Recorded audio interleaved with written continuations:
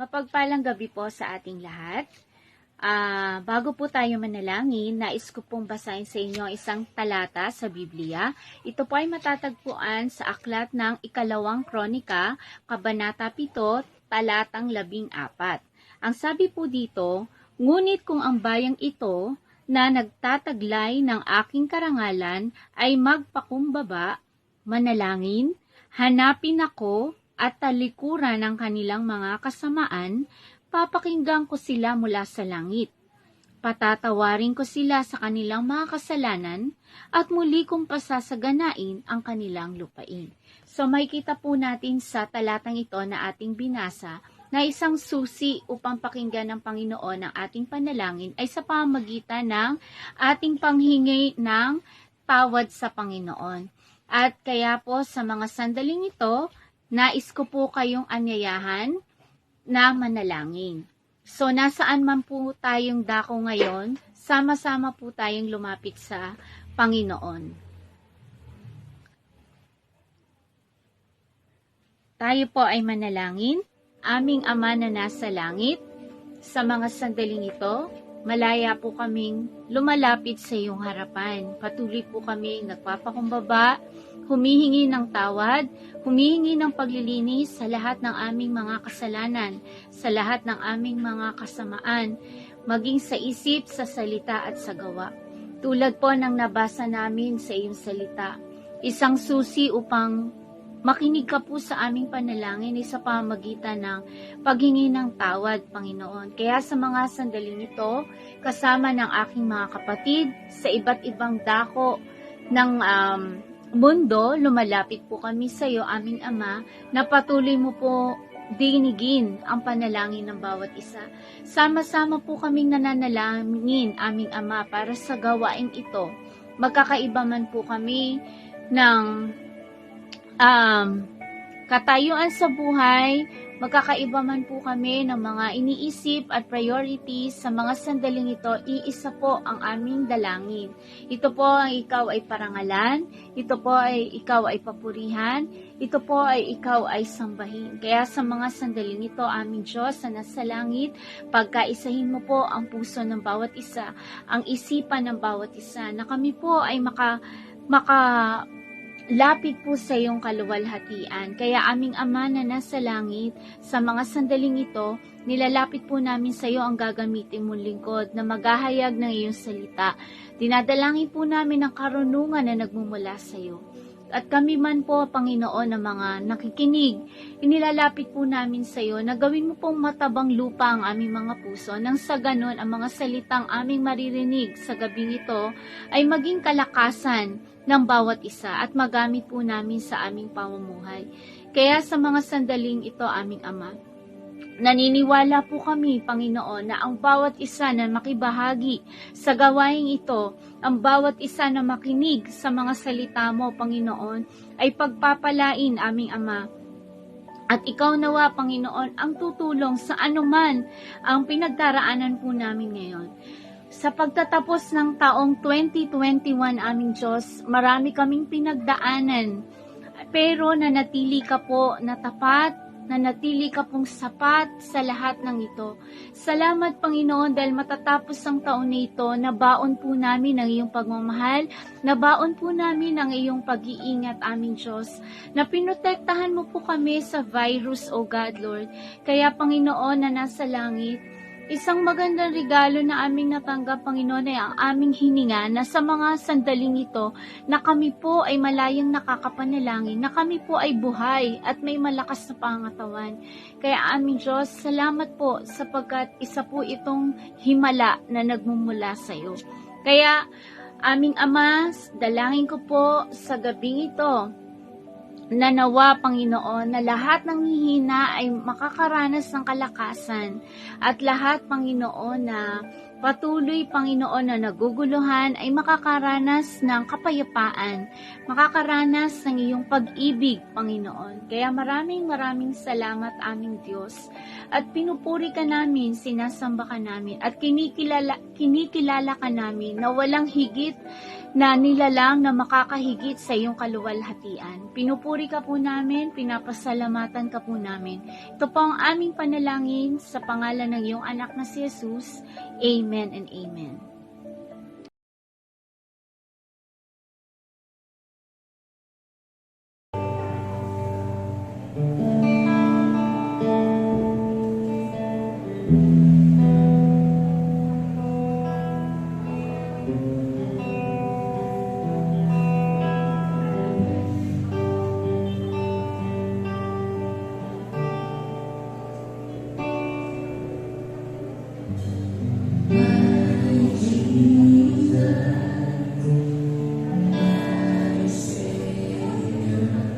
Though there is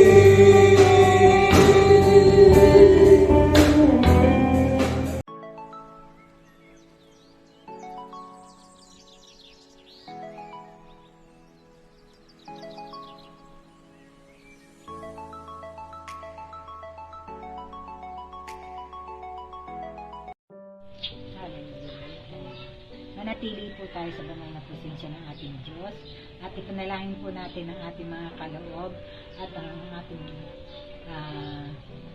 tunay po, Panginoon.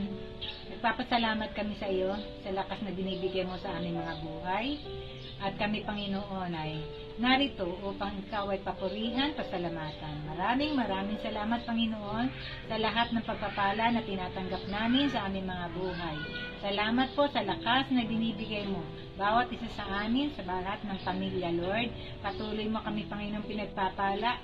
Bagamat, Panginoon, sa panahon na ito, Ama, binigyan mo kami ng lahat ng pagsubok, ang buong mundo. Kaya nagpapasalamat kami sa iyo, Panginoon, Ama, na ikaw ang naghari sa aming mga buhay. Salamat sa lahat ng pagsubok na pinagkaloob mo sa amin sa taong nagdaan. Maraming salamat, Panginoon, Ama, sa mga bagay na pinagkakaloob mo sa amin sa bawat araw. Tunay po, Panginoon, ngayon narito kami upang magbalik papurit pasasalamat sa iyo. Maraming salamat sa lahat ng pagpapala na pinagkakaloob mo sa aming buhay. Kaya, Lord, itong mga kaloob na ito, nawa magamit lamang sa tamang ikalalago ng iyong kaharian dito sa lupa.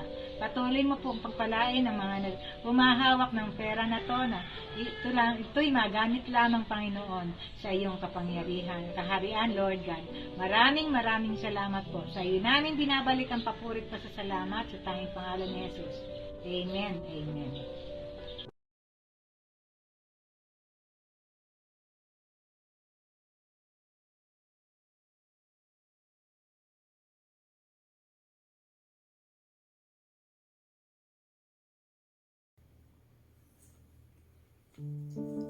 Ito po mga kapatid, kumusta na kayo? Kayo po ba ay nasa mabuting kalusugan? Sapagkat sa panahon ngayon ay napakarami pong may sakit gawa ng pagbabago ng klima. At kapag ikaw ngayon ay may lagnat, ubo, sipon, ang sasabihin nila sa inyo ay mayroon na kayong Omicron. Kaya mag-iingat po tayo. Huwag tayong labas ng labas ngayon at huwag tayong magpalamig, magpahamog dahil uso ngayon ang sipon. Nagkakaubusan na po ng gamot sa butika, yung gamot ng Biogesic, Bioflow, ay wala na po, halos mabili. Ano po? So, sandaling ito ay mag-aaral tayo ng salita ng Diyos at ang aking dalangin na ang taong ito ay pasimulan natin na tayo ay kumbaga sa isang runner nakahanda, nagsiset up, nag-prepare para pagputok ng barel ay makago na tayo ng tuloy-tuloy sa taong 2022. So ang ating pong tatalakayan ngayon ay pinamagatang How to Start Your New Year. So paano tayo magsimula sa taong ito, ng 2022. At ito po ang ating tatalakayan ay mayroong 4 na bagay pero may mga questions na dapat nating makita upang ang ating sarili ay matingnan natin, ma-examine natin, ma-evaluate natin kung ano pa ang nangyayari last year sa ating buhay. Okay, so how to start your new year. Pero bago ang lahat, manalangin muna tayo. Salamat po aming Ama sa pagbibigay niyo sa amin ng pagkakataong makapag-aral ng inyong salita. At salamat sa inyong mga salita na siyang nag-guide sa amin, nagtuturo sa amin, nagpapalakas sa amin, at nagre-restore ng aming mga kaluluwa. Salamat sa inyong salita na kapag ito'y aming tinanggap, pinanaligan, ito po ay nagdudulot ng himala sa mga taong nananalig dito. Kaya aming Ama, aking dalangin sa taong ito, magsimula kami, Panginoon, doon sa nais po ninyo para sa amin. Doon sa gusto po ninyo para sa amin. At magsimula kami sa taong ito wisely na ang aming pong oras at buhay nagagamit sa mga bagay na meaningful, sa mga bagay na makabuluhan, at sa mga bagay na nakalulugod sa inyo. At sandaling ito, aming Ama, sa iyo namin nabilin ang gawain ito na simula hanggang sa matapos. Ito po ang aking panalangin sa pangalan ni Kristo Jesus. Amen at amen. Muli kapatid, ating talakayan ngayon ay how to start your new year. Okay. So, mag-start tayo sa ating bagong taon, pero kailangan nating sumulyap sa nakaraan. So, pag start natin sa bagong taon, meron po tayong dapat i-consider. Halimbawa, ano ba ang aking priority last year? Ano ba ang pangunahin sa akin? At kumusta na ba ang aking buhay noong nakaraang taon? Ito kaya'y nakapagbigay lugod sa Diyos? Yung kaya ang aking buhay ay naging productive? Yung kaya ang aking buhay ay naging fruitful? Kumusta na ang aking nakaraang taon? Okay, so sa pagsisimula ng taong ito, ng 2022, ay ito po yung ating unang gagawin. So how to start your new year? Number 1, prepare your heart. Prepare your heart. So of course, ihanda natin ang ating mga puso sa taong ito. So magkakaroon tayo ng reflection. Reflection. Magre-reflect tayo last year. Ano po? Last year, may ako naniwala kung meron kayong naranasang mga hurt, mga sakit ng kalooban. Maaring sa salita o maaring sa gawa na kayo ay nasaktan. So, lahat naman tayo ay prone na masaktan. At ang masakit doon, yung mahal natin, yung pa yung nakapagbigay sakit, yun ang pinaka masakit. Ano po? So, prepare your heart. Magre-reflect tayo. Kumustahin natin ang ating puso? Ano po? Yung ating bang puso ba ay pure? Yung puso ba natin ay walang bigat? Yung puso ba natin ay may daladalang kasalanan? Yung puso ba natin ay saan ba ito nakatalaga? Sa isang tao, sa mga bagay material o sa salapi, o sa pinagmula ng buhay. Kaya magre-reflect po tayo, prepare your hearts. So, ang sabi po dito sa Ephesians chapter 4, verse 31, para malinis ang puso natin, para bang purify, maglilinis ng ating kalooban, ng ating puso. Nang sa gayon, sa taong ito ay wala tayong bigat na dala-dala. Wala tayong unforgiving spirit. Kasi po, pag may unforgiving spirit tayo, ito po ang nagpapabigat sa buhay po ng isang tao. Kaya ang sabi dito sa Ephesians chapter 4, verse 31, sa Tagalog, alisin na ninyo ang lahat ng sama ng loob, puot, galit, huwag na kayong mambubulyaw, manlalait, at mananakit ng damdamin ng kapwa. Ano daw ang ating alisin? Sama ng loob. Meron po ba kayong sama ng loob sa nakaraang taon? At kanino po ba kayo nagkaroon ng sama ng loob? Maaring hindi alam ng tao na mayroon kayong sama ng loob sa kanya. Kaya naman, ito rin ay nagpapabigat sa kanya. At lalo na sa ating may dala-dala nito. Ano ang alisin? Sama ng loob. Puot. Kasi ang puot ay nanggagaling po sa sama ng loob. Ano pa? Yung galit. Kanino po ba kayo nagagalit last year? Kaninong tao kayo nagalit? At alam ko, tayo ay prone na magalit. Pero ang sabi ng Biblia ay pwede tayong magalit. Lahat naman tayo nagagalit. Pero huwag daw tumagal dapat ang galit. Ang sabi ng Biblia, huwag daw lugdan ng araw. Kundi bago lumubog ang araw, ay nakahanda na tayong magpatawad. Nagtanong si Peter kay Lord, Lord, ilang beses ba ako magpatawad? Sabi ni Lord, 70 times 7. Ang dami noon. 70 times 7. 490. So mga kapatid, ang ibig lang sabihin ng Panginoon, as long as tayo nabubuhay, Matuto tayong magpatawad at humingi ng tawad. Para na sa gayon, wala tayong daladalang bigat sa ating puso, sa ating buhay. Sapagkat tayo rin naman ang naapektuhan. Kung meron tayong daladalang sama ng loob, galit o puot sa puso natin, tayo rin ang maaapektuhan. At pati ang ating spiritual life, pati ang ating prayer life. Kasi, hindi tutugunin ng Panginoon ang ating panalangin kung tayo ay mayroong daladalang galit o sama ng loob o puot sa isang tao. Kaya mga kapatid, prepare your heart. Sa taong ito, ang aking dalangin, wala nang baggage.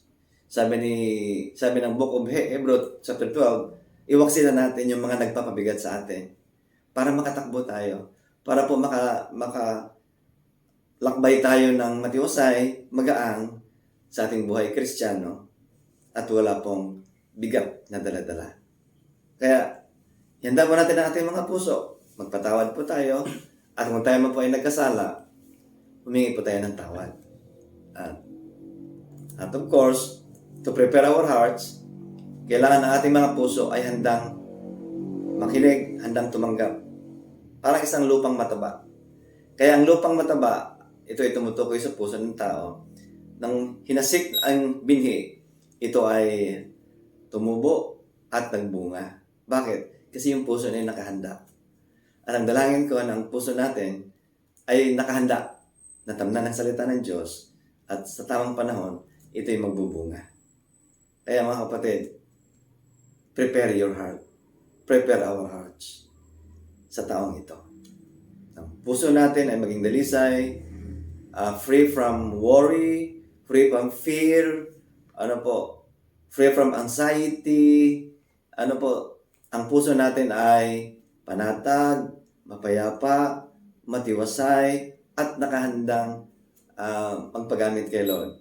At higit sa lahat, ang ating puso, ang ating pinapaupo sa trono ng puso natin, walang iba kundi ang ating Panginoong Hesukristo. Kaya sabi ni Peter sa kanyang sulat, sanctify the Lord God in your heart. Yan ang sabi ni Peter. So pangalawa, connect to yourself unto God. So connect to yourself unto God. Ano ibig sabihin? Ay, sa taong ito, magkaroon tayo ng, ang sabi ng iba ay resolution. Pero magkaroon po tayo ng commitment na, Lord, sa taong ito, iko-commit ko na sa iyo ang buhay ko. Itatalaga ko na sa iyo ang aking buhay. At yung buhay kong ito, Panginoon, gamitin po ninyo ayon sa inyong nais, ayon sa inyong kasiyahan. So, i-commit mo ang iyong sarili, italaga mo kay Lord, at sabihin mo sa iyong sarili, mula sa taong ito, ikaw ay maglilingkod na sa Panginoon for better or for worse, in sickness and in health, till death, serve the Lord. Ang sabi ng ating Panginoon sa John chapter 14, verse 23, sumagot si Jesus, ang umiibig sa akin ay tumutupad ng aking salita. Iibigin siya ng aking Ama at kami tatahan at mananatili sa Kanya. So, paano tayong pananahanan at panatilihan ng ating Diyos? Ang sabi dito, ang tumutupad sa Kanyang salita. Paano malamang mahal natin ang Diyos? Ang sabi dito, ang umiibig sa akin ay tumutupad ng aking mga salita. So, paano yung mga taong hindi tumupad ng salita ng Diyos? So, hindi sila nagmamahal sa Diyos. Yung kanilang puso ay hindi connected sa Diyos. Kaya mga kapatid, ang taong nagmamahal sa Diyos, sumusunod sa Diyos. At ang sabi dito, dahil sa mahal niya ang Diyos at sumusunod siya sa Diyos, ang sabi ng Panginoon, ibigin siya ng aking Ama at kami tatahan at manatili sa Kanya. So sabihin natin sa ating sarili, ganito mga kapatid, sarili ko, mula ngayon, ikaw ay susunod na sa Diyos. Gaano man kahirap ang sinasabi ng salita ng Diyos, ito ay kailangan mong sundin. Bakit? Kasi kung hindi mo siya sinunod, hindi mo siya mahal.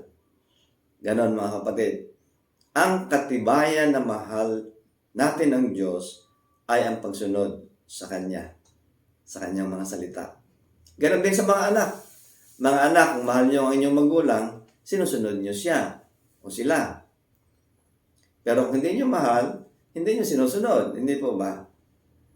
So, una, establish natin ang ating sarili sa Panginoon at sabihin natin, Lord, sa taong ito, ano man ang aking naririnig na mensahe, ano man ang aking nababasa mula sa iyong salita, ay akin na pong gagawin. Hindi na po ako magpatupig-tupig, kundi aking gagawin sapagkat mahal ko po kayo, Panginoon. Yun po ang ating sabihin sa ating sarili. Ang sarili ko, sumunod ka sa Panginoon sapagkat mahal mo ang Panginoon. At ano ang pangako ng Ama? Mamahalin din niya yung mga taong nagmamahal sa Kanya. Of course, mamahalin ng Panginoon. At ang sabi dito, mananahan sila, ang Ama, ang Anak, at ang Espiritu sa atin. So tayo naging tahanan ng mga taong nakikinig at sumusunod sa Kanyang mga salita. So, paano tayo makakonect sa ating sarili at sa Diyos? Sabi sa 1 Thessalonians 5 verse 17, pray continually. Pray without ceasing. Kanina, ang ating relationship sa salita ng Diyos na dapat nating pakinggan at sundin. At ang pagsunod ay ang pagpapatunay na mahal natin ang Diyos. At ang hindi pagsunod, siya rin nagpapatunay na hindi natin mahal ang Diyos. At kapag minamahal natin ang Diyos, mamahalin din tayo ng Ama at ng Anak at sila ay mananahan sa atin. Ngayon naman po, ang pagkukonek sa ating sarili at sa Diyos ay ang pananalangin o pakikipag-usap sa Diyos. So of course, ang relationship ay nabibuild up yan through communication. Kung hindi tayo nananalangin, paano natin masabing mahal natin ang Diyos? At kung hindi tayo nananalangin, paano natin masabing tayo mga mananampalataya? So ang pananalangin po ay pangunahin sa isang relationship. Ang communication ay pangunahin sa ating relasyon sa Panginoon. At bago tayo mag-ministry, nananalangin tayo. At ito ipinakita ng ating Panginoong Jesucristo kung gaano kalapit ang kanyang relasyon niya sa kanyang Ama. Na ang Panginoong Jesucristo ay laging pumupunta sa isang lugar na matahimik para kausapin ang ating Ama na nasa langit bago siya gagawa. Kaya mga kapatid, ang taong itong 2022, atin pong italaga ang ating sarili na tayo ay sumunod, makinig at sumunod sa salita ng Diyos at manalangin para nang sa gayon, yung connection natin kay Lord ay consistent. So yun po. Pangatlo, how to start your new year. Pangatlo, use your body. Gamitin na natin ang ating katawan. At actually, kung ako ang inyong tatanungin, ang katawang ito ay hindi naman sa akin. Ang katawang ito ay pag-aari ng Diyos. At kung ang katawang ito ay pag-aari ng Diyos, saan natin ipapagamit ito? Katulad po ng isang sasakyan. Kasi madalas ang prayer ko, ganito, Lord, gamitin niyo po ang aking buhay, ang katawang ito, bilang bihikulo ng inyong mga salita, ng inyong tulong, ng inyong mga pagpapala. So, ang ating katawan ay parang vehicle, parang isang sasakyan. Ito ay ating ipinapagamit kay Lord. Kung tatakbo po kayo sa mga kalsada, meron kayong masasalubong o makikita na sasakyan na nakalagay for official use only. So, sino ang gagamit ng sasakyan? Yung mga opisyal sa gobyerno. So, exclusively dapat yun ay nagagamit sa government transaction o sa mga lakad nila. Hindi nagagamit sa iba. Kaya lang, may mga time na pag pumunta ka ng mall, makita mo yung mga sasakyan ng gobyerno, araw ng linggo, ha? Araw ng linggo, ibig sabihin walang pasok. Nakapula ang plate number. Pagkatapos nasa mall, o kaya kung saan-saan ginagamit. So, nagagamit yung sasakyan in a personal way. Hindi po sa paggamit ng naukol sa gamit ng gobyerno. So, mga kapatid, hindi malayo ng ating katawan ay nagagamit din natin sa mga bagay na hindi nakalulugod sa Diyos. Doon sa mga bagay na hindi nakapagbigay ng karangalan at kaluwalhatian sa Kanya. At kailan yon o anong pangyayari? Kapag tayo naglalasing, hindi yan gamit. Pag tayo nag-chicks o nagkakats, nagsusugal, o kapag ang katawan natin ay ginagamit natin sa maling gamit, ano po mga kapatid? So, ang katawang ito ay hindi sa atin. Kung tatanungin ko kayo, sa inyo ba yan, yung katawan ninyo? So, ang sagot ay hindi. So, dahil hindi sa atin, ipagamit natin dun sa may-ari. Ito po ang sabi sa 1 Corinthians 6:19-20. Ang sabi po rito ni Pablo sa mga taga-Korinto, sabi niya, hindi ba ninyo alam na ang inyong katawan ay templo ng Espiritu Santo na nasa inyo at ipinagkaloob ng Diyos sa inyo? Hindi na ninyo pag-aari ang inyong katawan.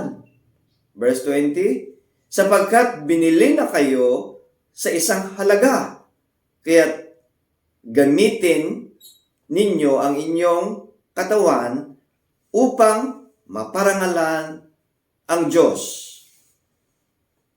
Okay, mga kapatid, gamitin daw natin ang ating katawan upang maparangalan ang Diyos. Bakit? Kasi ang ating katawan ay hindi natin pag-aari. Nung tayo ay tumanggap at nanalig kay Kristo, tayo ay pag-aari na ng Diyos. At dahil sa tayo pag-aari na ng Diyos, yung ating katawan, hindi na natin dapat tayong mag-control. Bakit? Kasi kung tayo ang nag-control sa ating katawan, sa ating buhay, hindi natin Panginoon ang ating Panginoong Hesukristo. Hindi niya tayo pag-aari.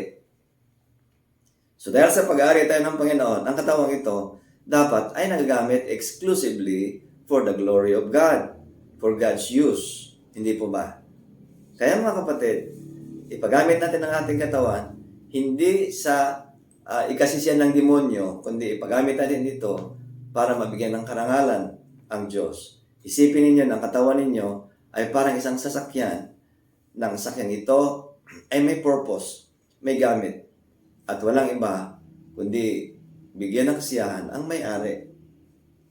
Sapagkat ang ating Panginoon, nung siya ay nasa lupa, ganun din ang kanyang ginawa. Yung kanyang katawan ay binigay niya sa ating Diyos Ama para ialay, para sa gayon nabigyan ng lugod ang Ama na sa langit. At hanggang sa krus ng Kalbaryo, kanya pong inialay ang kanyang katawan para sa kapakanan nating lahat. So ganun din, ang ating katawan ay ipinapagamit natin sa Diyos para sa kapakanan ng marami. Para sa kaluwalhatian ng Diyos. Kaya mga kapatid, sa taong ito, mag-start tayo sa bagong taon, bigay na natin sa Diyos yung ating mga katawan, ipagamit natin sa Kanya. At tiyak, pagpapalain ito ng Diyos at magmumultiply ito ng maraming buhay kapag ito'y ating ipinapagamit sa Kanya. Okay. Number 4, do a self-review. So magkakaroon tayo ng self-review o sa ibang tawag nito ay evaluation. Sa mga company, mayroon silang ganito. Ano po? Mayroon silang year-end report, evaluation, o anumang tawag nila doon. So, meron dapat tayong tinatawag na self-review o self-evaluation. Kaya po, bakit? Bakit kailangan ang self-review? Hindi po kasi natin makita kung ano ang diferensya natin nung nakaraan. Ngayon, ito'y base sa standard. Anong standard natin? Yung base sa salita ng Diyos. Kasi yun ang ating standard. Yun ang ating pamantayan sa buhay ng mga mananampalataya. Ngayon, based sa standard, based sa written instruction sa salita ng Diyos, dapat doon tayo magbe-base kung paano nating i-review ang ating sarili.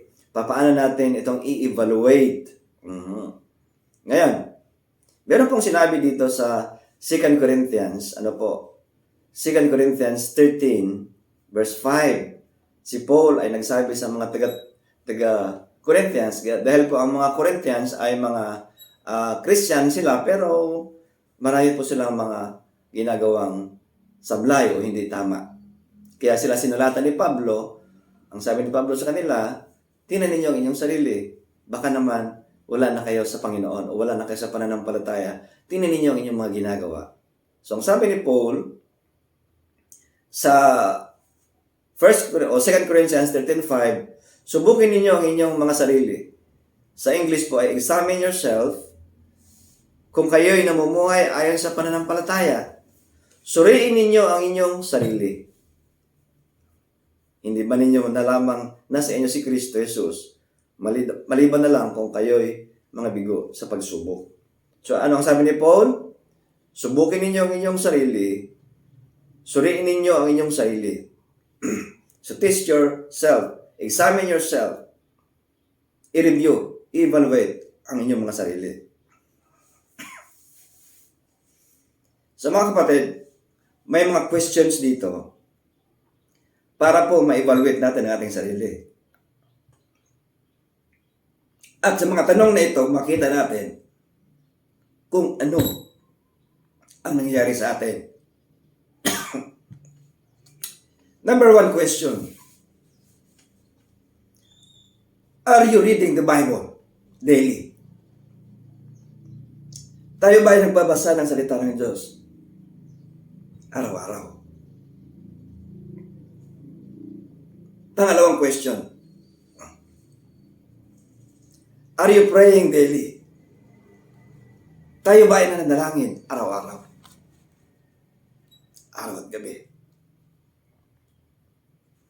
Pangatlong question. How often have you shared the gospel last year? Gaano ba kadalas? O kadalas ang minsan na tayo ay nag-share ng Word of God? Through face-to-face? Through social media? Number 4 question. Are you serving faithfully in a local church? Dahil sa akin mga kapatid, ang buhay na hindi nagagamit ay meaningless.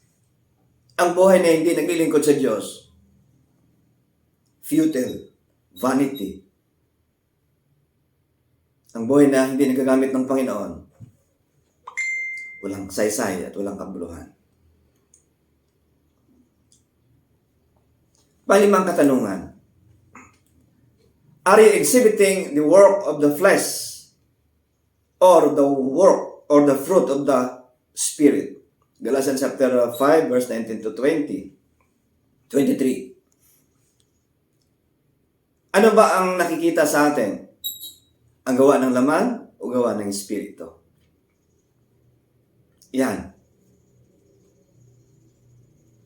Ako ba ay namumuhay bilang isang mananampalataya? O hindi? Namumuhay pa rin ako sa aking sarili. Pang-anim na question para ma-evaluate natin ang ating sarili. Who is walking more with God because of your influence this past year? Sino yung mga taong namuhay sa pananampalataya dahil sa iyong impluensya sa kanila? Sino sila? Meron po ba? Pang-pitong question. What steps have you taken to spread the gospel? Ano ang ginagawa mong hakbang para ma-share ang gospel? Ayon po sa Matthew 28:19-20, mag-reach out tayo. Go and make disciple. Paano tayo mag-disciple? Teaching them to obey all commandments. The commandments of our Lord. At ang pangako, I am with you always. So ang tanong, tayo ba ay nagre-reach out last year o hindi? Ginagamit ba natin yung ating gadget para mag-reach out ng word sa iba? Dahil sa pandemic? Ano ginagawa natin? Yung pandemic ba ay nakapagpipigil sa atin para hindi makapag-share ng word of God? O hindi ka nagpapapigil kasi may hawak kang gadget na siyang on your behalf, yung gadget mo ang nagagamit para mag-share ng gospel sa mga tao. At yung na-sharean mo ay yung kinoconsolidate o pina-follow up para sila ay manatili sa Panginoon at balang araw magamit ni Lord. Pangwalong katanungan para ma-evaluate natin ang ating sarili. How would your family assess you as a family member and a believer last year? Kung tatanungin natin ang miyembro ng pamilya mo, paano kanilang i-assess? Sila ba ay magbibigay sa'yo ng commendation o magbigay ng papuri? O dumaing dahil sa hindi maganda ang iyong ipinapakita sa pamilya? Kumusta na ang buhay mo bilang isang miyembro ng pamilya? Ikaw ba ay naging pagpapala sa iyong pamilya? Ang pamilya mo ba ay na-impluwensyahan mo na sumunod sa Diyos? Maglingkod sa Diyos? Ikaw ba ay naging tulong sa pamilya mo o naging pabigat? Ikaw ba ay naging pagpapala sa pamilya mo o naging problema sa pamilya mo? So how would you assess? How would your family assist you as a family and a believer last year? So may mga tao ba sa loob ng simbahan, mga kapatid mo, na nagsasabi sa iyo, alam mo, na-bless ako sa buhay mo? Meron ba? Meron ba ang ganyan? Alam mo, natutuwa ako sa iyo. Bakit? Kasi ikaw ay talagang hindi ko ma-absent. Alam mo, natutuwa ako sa iyo. Bakit? Kasi alam mo, nakita ko yung pagbabago mo. Alam mo, natutuwa ako sa iyo kasi napaka-active mo ngayon. Kahit pandemic. Ganun ba? O kaya, sa kabilang banda naman, in a negative way, ito naman ang maririnig mo. Hindi na kita nakikita Matagal na. Bakit? Ano nangyari? So, ibig sabihin, yung kapatid mo, nakaramdam ng kalungkutan sa iyo. Bakit? Hindi ka na nakikita. Kaya yung kapatid mo ay indicator yan na ang Diyos nalulungkot din. Kung yung kapatid mo ay nalungkot sa iyo, ay nilalo na ang Panginoon. Hindi po ba? Kasi hindi ka na nakikita. Hindi ka nagparamdam.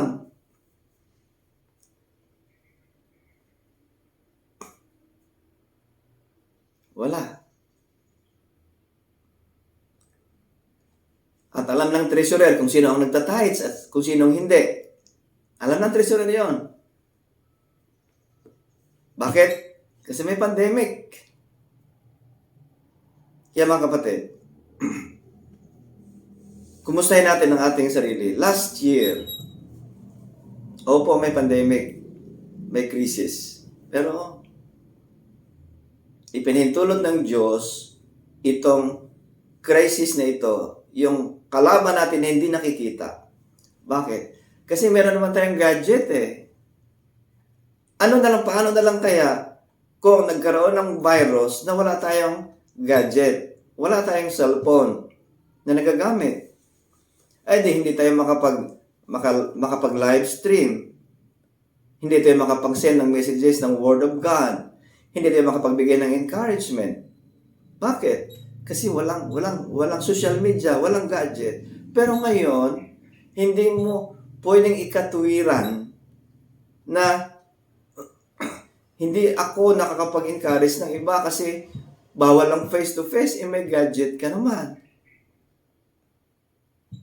At alam mo kapatid, sa isang positive na way, ano po? Okay, may service. Sa katulad ko na pastor, tinitingnan ko kung sino yung mga active na nanonood. Meron mga nanonood, yung bang sinasabi ganito, nanonood kami, pero hindi nag-participate. Sino yung mga nag-participate? Yung mga nag-i-invite, yung mga nagtatag ng mga kaibigan, kamag-anak sa malayong lugar. Ito ay opportunity na natin. Bakit? Hindi natin sila maabot kasi malayo sila. Yung mga kamag-anak natin. Pero, binigyan tayo ng Panginoon ng cellphone, ng opportunity para i-invite sila ng makinig. Hindi man ikaw ang magsasalita. Merong nagsasalita. Makinig ng mensahe ng salita ng Diyos. Baka sakaling, kapag in-invite mo sila, tinag mo, baka sakaling maligtas. O kung maligtas sila, kaninong credit yun? Di sa iyo na nag-i-invite. Di tuwang-tuwa ang Panginoon sa iyo. Bakit? Sabi sa Luke 15, 15:10, na ang isang kaluluwa lang naman ang balik sa Diyos. Libo o laksa-laksa anghel nagsasaya. May piging, may piyesta sa langit. Bakit? Kasi sa isang taong nagbalik loob sa Diyos at ikaw ang ginamit. At kung ikaw ang ginamit, of course, kung natuwa ang Diyos sa isang taong na nambalik sa Kanya, sa iyo din natutuwa ang Panginoon. Bakit? Ikaw ang naging instrumento para sa kaligtasan ng maraming mga tao. At ito ang pangunahing concern ng ating Diyos, ang kaligtasan. Na ang mga tao ay maagaw niya mula sa kadiliman tungo sa liwanag, mula sa kapangyarihan, sa kaharian ni Satanas tungo sa kanyang kaharian. Ito ang pangunahing concern ng Panginoon, ang kaligtasan ng mga tao. Na sila manumbalik sa Diyos. So mga kapatid,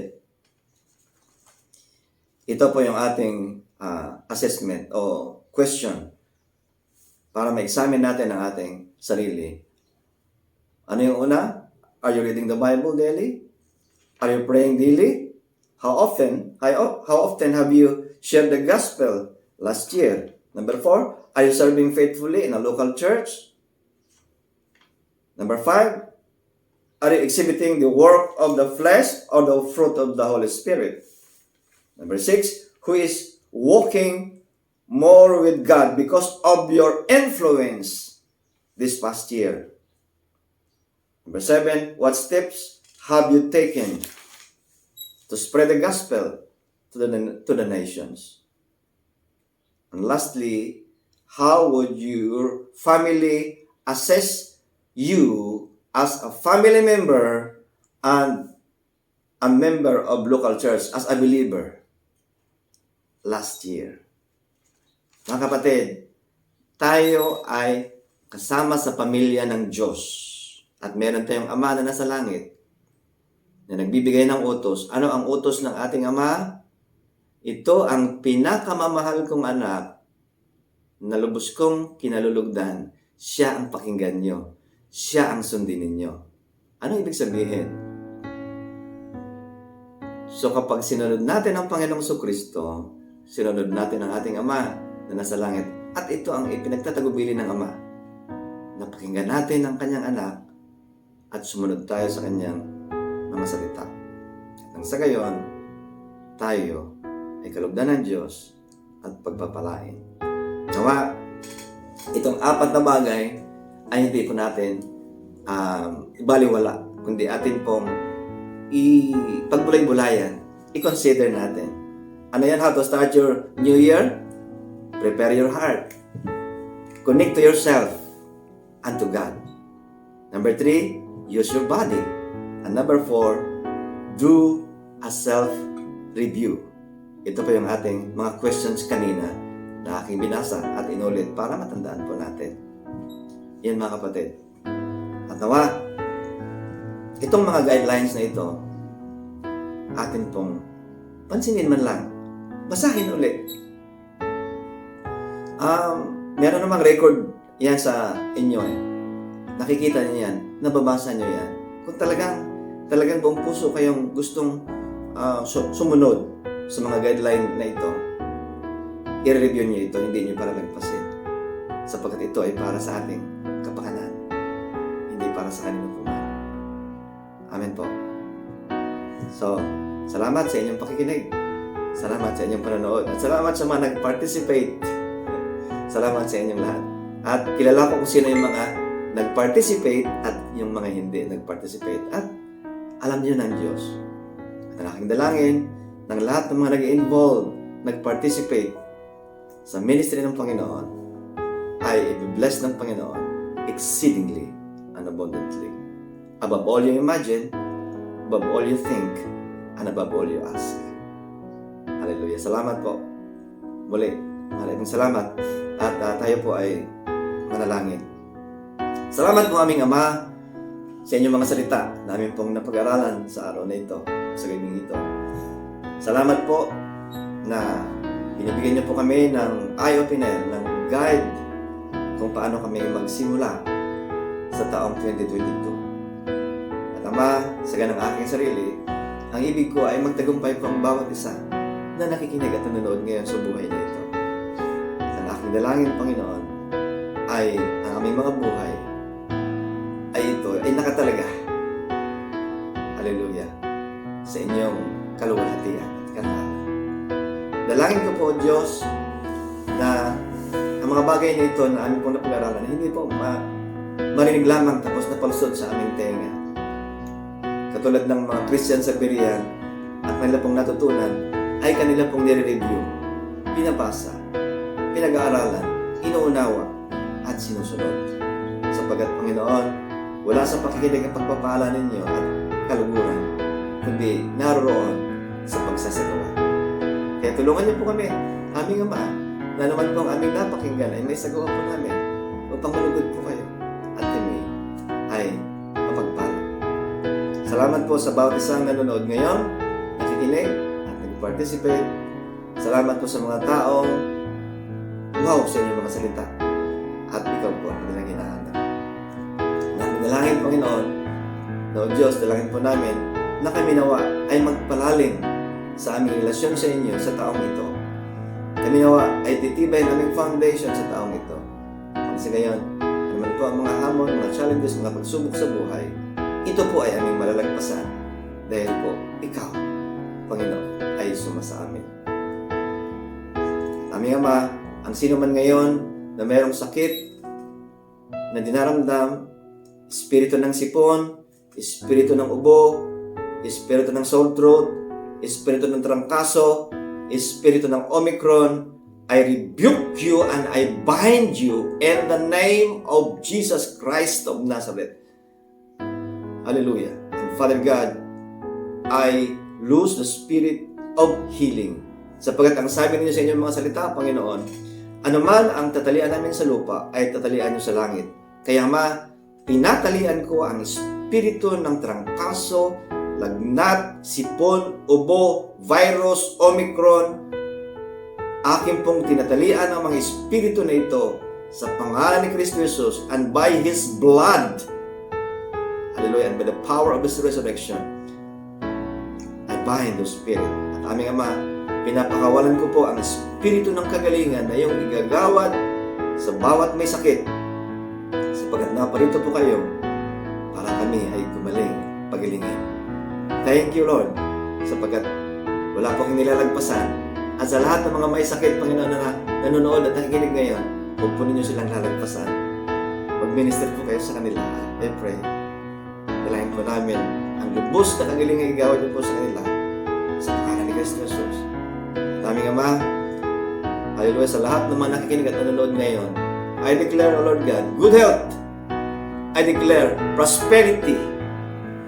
Hallelujah. In the name of Jesus Christ, sapagkat ito po ang plano niyo sa amin na mag-prosper kami. So Lord, kinukuot ko lang ang inyong mga salita at dinideclare ako ng bawat isa ay mag-prosper in health, mag-prosper in finances. Hallelujah. At mag-prosper kami spiritually speaking. Thank you, Father God. Thank you, thank you. At sa gabing ito ay sa iyo namin ibibigay ang aming papuri, ang aming pasasalamat, ang kaluwalhatian at ang karangalan ay sa inyo lamang ang aming Diyos, isang Diyos na lumikha sa amin, isang Diyos na tumawag sa amin, at isang Diyos na nagpala sa amin. Salamat po aming Ama. Sa inyo po ang papuri at pasalamat. Kung ang dalangin sa pangalan ni Kristo Jesus, the Lord will bless you and protect you. The Lord smile on you and be gracious to you. The Lord show you His favor and give you His peace. In Christ's name, Amen at Amen. Salamat po mga kapatid sa inyong panonood at pakikinig. At magkita-kita po tayo sa sunod na midweek service. Thank you, thank you, thank you. Thank you. Shalom.